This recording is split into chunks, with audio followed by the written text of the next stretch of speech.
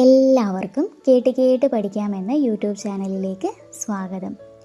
നമ്മൾ ഇന്ന് പഠിക്കാൻ പോകുന്നത് വളരെ ഒരു കുഞ്ഞു ടോപ്പിക്കാണ്. അതുപോലെ തന്നെ വളരെ ഇമ്പോർട്ടൻ്റ് ആയിട്ടുള്ള ഒരു ടോപ്പിക്കാണ് ഹരിത വിപ്ലവം. അപ്പോൾ എപ്പോഴും പറയുന്നത് പോലെ തന്നെ ക്ലാസ് കേൾക്കുക, കേട്ട് കഴിഞ്ഞതിന് ശേഷം എന്ത് ചെയ്യുക, പോയിൻറ്റ്സ് റീകളക്ട് ചെയ്യാൻ പറ്റുന്നുണ്ടോ എന്ന് ശ്രമിക്കുക. മാക്സിമം സിമ്പിളാക്കിയിട്ട് തന്നെ കാര്യങ്ങൾ മനസ്സിലാക്കിയെടുക്കാൻ ശ്രമിക്കുക. ഓക്കെ ആണല്ലോ? അപ്പോൾ നമുക്ക് നേരെ ക്ലാസ്സിലേക്ക് പോവാം. ഹരിത വിപ്ലവം. അപ്പോൾ ആദ്യം നമുക്ക് എന്ത് ചെയ്യണം, ഹരിത വിപ്ലവം എന്താണ് എന്ന് മനസ്സിലാക്കണം അല്ലേ. നമുക്ക് 3 തരത്തിൽ പറയാം. അതായത് സിമ്പിളാക്കിയിട്ട് പറയുകയാണെങ്കിൽ എന്ത് ചെയ്യാം, അത്യുൽപാദന ശേഷിയുള്ള വിത്തിനങ്ങളും ജലസേചന സൗകര്യങ്ങളും രാസവളങ്ങളും കീടനാശിനികളും അതുപോലെ തന്നെ ചെറിയ പലിശയിൽ എന്ത് ചെയ്യുന്നുണ്ട്, സാമ്പത്തിക സഹായമൊക്കെ ഉപയോഗപ്പെടുത്തി കാർഷിക ഉൽപാദനത്തിൽ വരുത്തിയ ഗണ്യമായ പുരോഗതി എന്താണ് ചോദിച്ചു കഴിഞ്ഞാൽ എന്ത് പറയാം, ഹരിത വിപ്ലവം.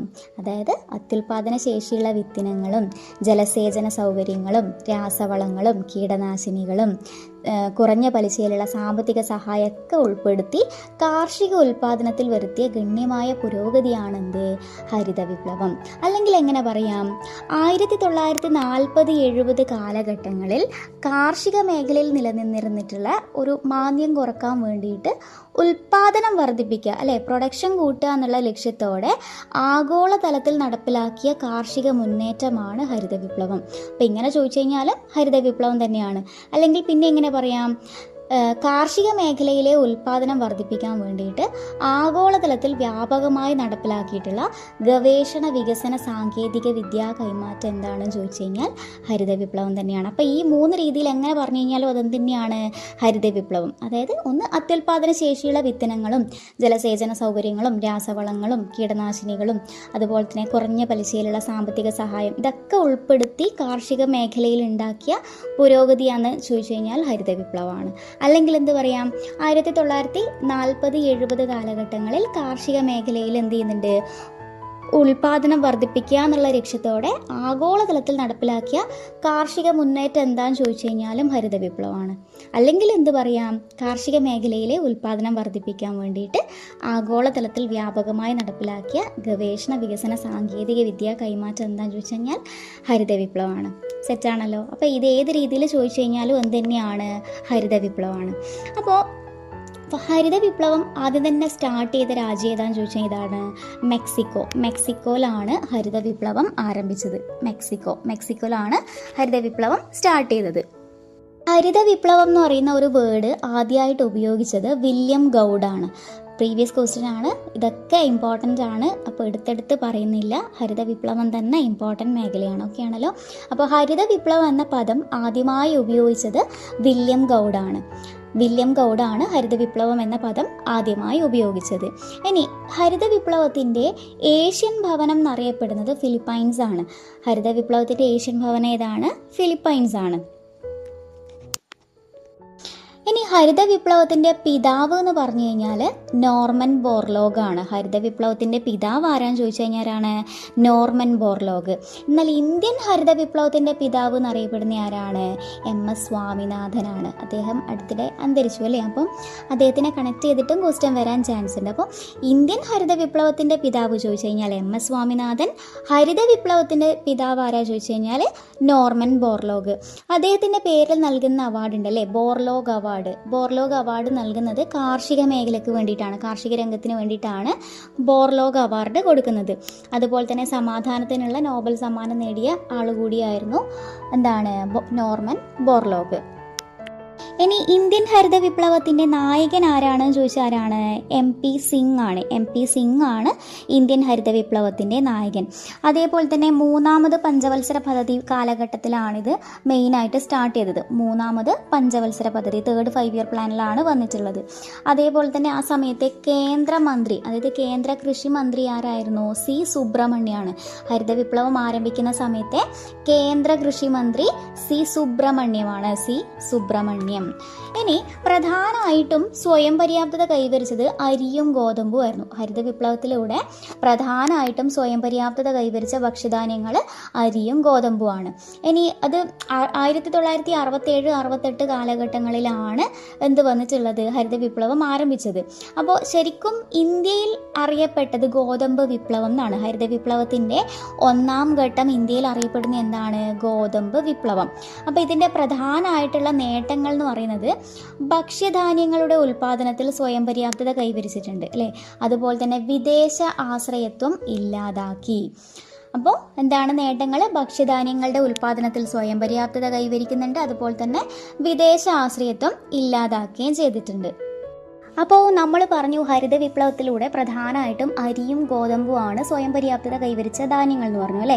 അതിൽ ഏറ്റവും കൂടുതൽ മെച്ചം ഉണ്ടാക്കിയ അല്ലെ പ്രൊഡക്ഷൻ ഉണ്ടാക്കിയ കാർഷിക വിള ഏതാന്ന് ചോദിച്ചു കഴിഞ്ഞാൽ ഏതാണ്, ഗോതമ്പാണ് അല്ലേ. ഏറ്റവും കൂടുതൽ പ്രൊഡക്ഷൻ അല്ലെ മെച്ചം ഉണ്ടാക്കിയ കാർഷിക വിള ചോദിച്ചു കഴിഞ്ഞാൽ ഗോതമ്പാണ്. ഇനി നാണ്യവിള ഏതാണെന്ന് ചോദിച്ചു കഴിഞ്ഞാൽ ഹരിത വിപ്ലവത്തിലൂടെ കൂടുതൽ മെച്ചം ഉണ്ടാക്കിയ നാണ്യവിള ചോദിച്ചു കഴിഞ്ഞാൽ ഏതാണ്, കരിമ്പാണ്. അപ്പോൾ കാർഷിക വിള ചോദിച്ചു കഴിഞ്ഞാൽ ഗോതമ്പാണ്, നാണ്യവിള ചോദിക്കുകയാണെങ്കിൽ കരിമ്പാണ്. ഓക്കെ ആണല്ലോ. അടുത്ത നമുക്ക് മനസ്സിലാക്കാനുള്ളത് MS സ്വാമിനാഥനെ കുറിച്ചാണ് അല്ലേ. അപ്പോൾ ഇന്ത്യൻ ഹരിത വിപ്ലവത്തിൻ്റെ പിതാവ് എന്നറിയപ്പെടുന്ന ആരാണ്, MS സ്വാമിനാഥനാണെന്ന് പറഞ്ഞു. അതുപോലെ തന്നെ അഗ്രികൾച്ചറിൻ്റെ പിതാവ് ആരാന്ന് ചോദിച്ചു കഴിഞ്ഞാലും ആരെന്നെയാണ്, MS സ്വാമിനാഥനാണ്. അപ്പോൾ അദ്ദേഹം നിർമ്മിച്ച അത്യുൽപാദന ശേഷിയുള്ള അതായത് പ്രധാനപ്പെട്ട 2 വിത്തിനങ്ങളാണ് സൊണോറ 64ഉം അതുപോലെ തന്നെ ലർമാറോജോ 64. അപ്പം MS സ്വാമിനാഥൻ നിർമ്മിച്ച അത്യുൽപാദന ശേഷിയുള്ള 2 വിത്തനങ്ങളാണ് സൊണോറ 64 അതുപോലെ തന്നെ ലർമാറോജോ 64. അതുപോലെ തന്നെ ഏറ്റവും കൂടുതൽ ഹരിത വിപ്ലവ കാലത്ത് ഏറ്റവും കൂടുതൽ ഇന്ത്യയിൽ അത്യുൽപാദന ശേഷിയുള്ള ഗോതമ്പ് ഇനങ്ങൾ ഏതാണെന്ന് ചോദിച്ചു കഴിഞ്ഞാൽ കല്യാൺ സോന സൊണാലിക്കയാണ്. കല്യാൺ സോന സൊണാലിക ഇമ്പോർട്ടൻ്റ് ആണ്. അപ്പോൾ ഏറ്റവും കൂടുതൽ അത്യുൽപാദന ശേഷിയുള്ള ഗോതമ്പ് ഇനങ്ങൾ ചോദിച്ചു കഴിഞ്ഞാൽ കല്യാൺ സോന അതുപോലെ തന്നെ സൊണാലിക്കയാണ്. ഇനി അദ്ദേഹത്തിൻ്റെ പേരിലുള്ള അതായത് MS സ്വാമിനാഥൻ റിസർച്ച് ഫൗണ്ടേഷൻ സ്ഥിതി ചെയ്യുന്നത് എവിടെയാണ്, ചെന്നൈയിലാണ്. MS സ്വാമിനാഥൻ റിസർച്ച് ഫൗണ്ടേഷൻ എവിടെയാണ്, ചെന്നൈയിലാണ്. ഇനി അദ്ദേഹം രചിച്ച പ്രധാനപ്പെട്ട പുസ്തകങ്ങൾ ഇമ്പോർട്ടൻ്റ് ആണ്, എൻ എവർഗ്രീൻ റെവല്യൂഷൻ അതുപോലെ തന്നെ the quest for a world without hunger. ഇത് രണ്ടും ആരുടെയാണ്, MS സ്വാമിനാഥൻ്റെ പ്രധാനപ്പെട്ട പുസ്തകങ്ങളാണ്. എൻ എവർഗ്രീൻ റെവല്യൂഷൻ അതുപോലെ തന്നെ the quest for a world without hunger.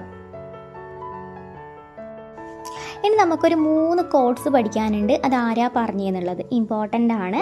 അപ്പോൾ കൃഷി പരാജയപ്പെട്ടാൽ സർക്കാരും രാജ്യവും പരാജയപ്പെടും. ആരാ പറഞ്ഞത്, ജവഹർലാൽ നെഹ്റു ആണ്. കൃഷി പരാജയപ്പെട്ടാൽ സർക്കാരും രാജ്യവും പരാജയപ്പെടും, ജവഹർലാൽ നെഹ്റു. പിന്നെയുള്ളത് എനിക്കൊരു കൾച്ചറേ അറിയൂ, അത് അഗ്രികൾച്ചറാണ്. ആരാ പറഞ്ഞത്, സർദാർ വല്ലഭായ് പട്ടേൽ. റിലേറ്റഡ് ആയതുകൊണ്ടാണ് പറയുന്നത്. ഓക്കെ. അതുപോലെ തന്നെ ഇന്ത്യയിലെ കർഷകർ കടത്തിൽ ജനിക്കുന്നു, കടത്തിൽ ജീവിക്കുന്നു, കടത്തിൽ മരിക്കുന്നു. ആരാ പറഞ്ഞത്, പ്രൊഫസർ ML ഡാർലിംഗ് ആണ് പറഞ്ഞത്. നമുക്കിനി എന്ത് ചെയ്യാം, ഹരിത വിപ്ലവം എന്താണെന്നുള്ളത് ഒന്ന് ഷോർട്ട് ആക്കിയിട്ട് ബുള്ളറ്റ് പോയിന്റ് ആക്കിയിട്ട് മനസ്സിൽ കിട്ടുന്നുണ്ടോ നോക്കാം. ഓക്കെ. അപ്പോൾ ഹരിത വിപ്ലവം എന്ന് പറയുന്നത് എന്താണ്, അത്യുൽപാദന ശേഷിയുള്ള വിത്തിനങ്ങളും ജലസേചന സൗകര്യങ്ങളും രാസവളങ്ങളും കീടനാശിനികളും കുറഞ്ഞ പലിശയിലുള്ള സാമ്പത്തിക സഹായമൊക്കെ ഉൾപ്പെടുത്തി കാർഷിക ഉൽപ്പാദനത്തിൽ വരുത്തിയ ഗണ്യമായ പുരോഗതിയാണ് ഹരിത വിപ്ലവം. അപ്പോൾ ഹരിത വിപ്ലവം ആരംഭിച്ചത് എവിടെയാണ്, മെക്സിക്കോയിലാണ്.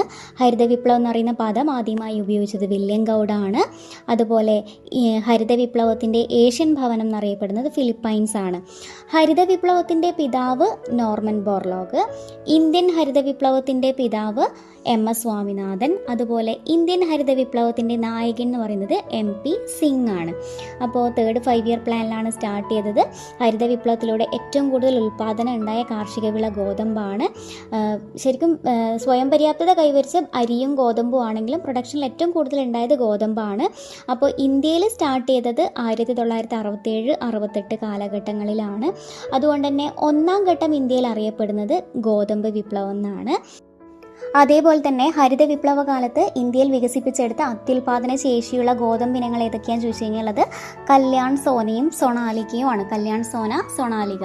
പിന്നെ പ്രധാനമായിട്ട് നോക്കേണ്ടത് എം എസ് സ്വാമിനാഥൻ രചിച്ച പ്രധാന പുസ്തകങ്ങളാണ് എൻ എവർഗ്രീൻ റവല്യൂഷൻ, അതേപോലെ തന്നെ the quest for a world without hunger. പിന്നെ M S Swaminathan research foundation സ്ഥിതി ചെയ്യുന്നത് ചെന്നൈയിലാണ്. അപ്പോൾ ഇത്രയും കാര്യങ്ങളാണ് ഹരിത വിപ്ലവത്തെക്കുറിച്ച് നിങ്ങൾ മനസ്സിലാക്കി വെച്ചിരിക്കേണ്ടത്. അപ്പോൾ എല്ലാവരും കേട്ട് പഠിച്ച് സെറ്റായിട്ടിരിക്കുക. അപ്പോൾ എന്തെങ്കിലും ഡൗട്ടോ കാര്യങ്ങളോ ഉണ്ടെങ്കിൽ ജസ്റ്റ് ഒന്ന് കമൻറ്റായിട്ട് രേഖപ്പെടുത്തുക. അഭിപ്രായങ്ങളുണ്ടെങ്കിൽ അതും ജസ്റ്റ് ഒന്ന് കമൻറ്റായിട്ട് രേഖപ്പെടുത്തുക. അപ്പോൾ അടുത്ത ക്ലാസ്സിൽ പുതിയ ടോപ്പിക്കായിട്ട് കേട്ടുമുട്ടും വരേക്കും ബൈ.